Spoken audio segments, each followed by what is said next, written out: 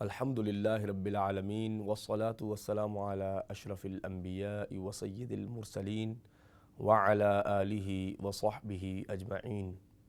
ناظرین، پروگرام ہے جنت کا حصول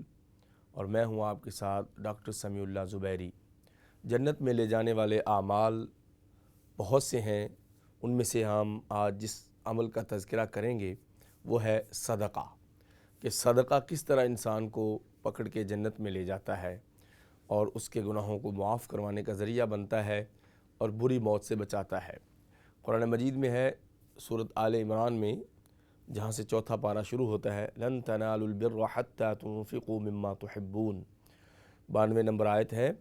کہ تم بڑی نیکی کو اس وقت تک نہیں پا سکو گے جب تک کہ اپنی پسندیدہ چیز اللہ کی راہ میں خرچ نہیں کرو گے، جیسے سونا چاندی ہے یا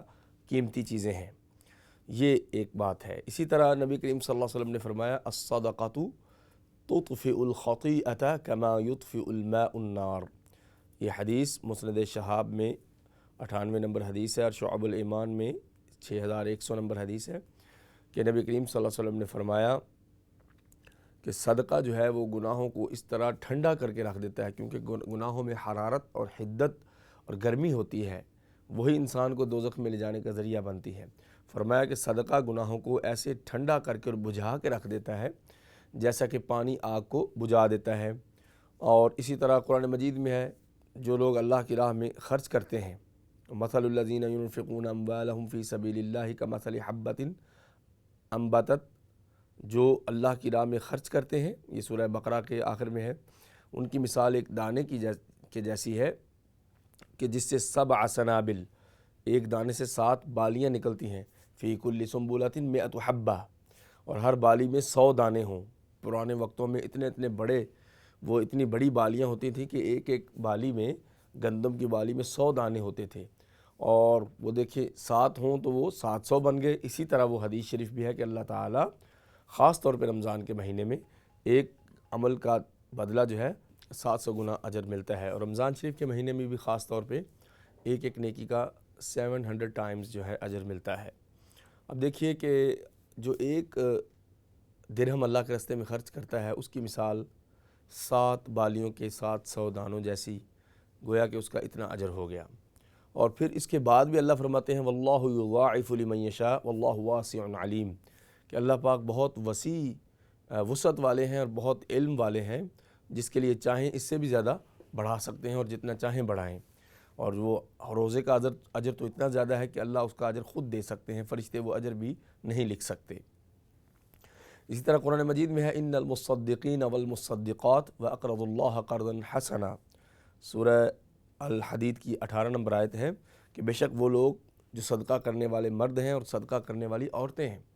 یعنی عورتوں کو بھی خاص طور پہ الگ سے ذکر کیا کہ ان کو ترغیب دلانے کے لیے کہ سارا کچھ اگر مرد کماتے ہیں تو کچھ عورتوں کا بھی حصہ ہے، ان کو بھی خاص طور پہ خرچ میں صدقے کی مد میں بھی کچھ دیں کہ اپنے ہاتھ سے وہ صدقہ کریں، تاکہ آپ کے جانے کے بعد بھی ان کو صدقہ کرنے کی عادت ہو، اور ان کے بچوں میں،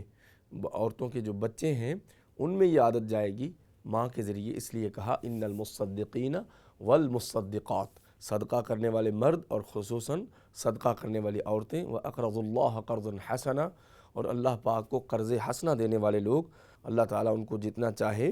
بڑھا کے دے دیتا ہے، اور اللہ تعالیٰ کے پاس بہت عزت والا اجر ہے۔ اور یہ دیکھیے سورۃ الاحزاب